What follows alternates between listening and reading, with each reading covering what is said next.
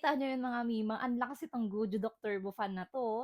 Paano ba naman kasi meron siyang 100 speed wind levels. Ayan, oh, 100. By 20s yung air volume niya.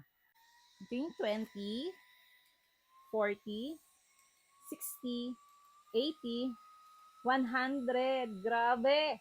Grabe, parang bagyo na 'tong turbo fan na 'to, ah. Alam niyo ba mga Mimasor, sobrang tagal na nitong Gududok fan na 'to sa akin. Siguro mag 1 year or 1 year na siya. Hanggang ngayon gumagana pa rin siya, and napakatibay talaga. And ang pinaka-nagustuhan ko dito is matagal siyang malobat mga Mima. So 'pag umorder kayo nito, meron na siyang kasamang ganito, lanyard. Ayan. Ang ganda ng color niya, and meron pa siyang ibang available na color. Kung mainitin ka and pawisin kang person, kailangan mo nitong turbo fan na 'to. Abay, talagang hindi ka maiinitan nito sa lakas ng ano, ng kanyang hangin. Ayan, oh. Level 20 pa lang 'to, pero ang lakas ta, 'di ba? Oh, paano pa yung 100? Diyos ko. Oh, ang lakas, 'di ba? Alam niyo ba, hindi ito mawawala sa bag ko. Lagi kong dala-dala itong Gududok fan na 'to. Ayan, lagi lang siya nandiyan sa bag ko.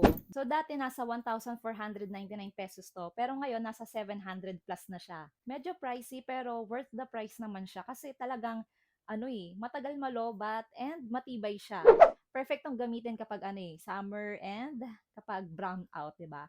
Magagamit ko talaga tong Gududok fan na to kasi matagal din siyang malobat.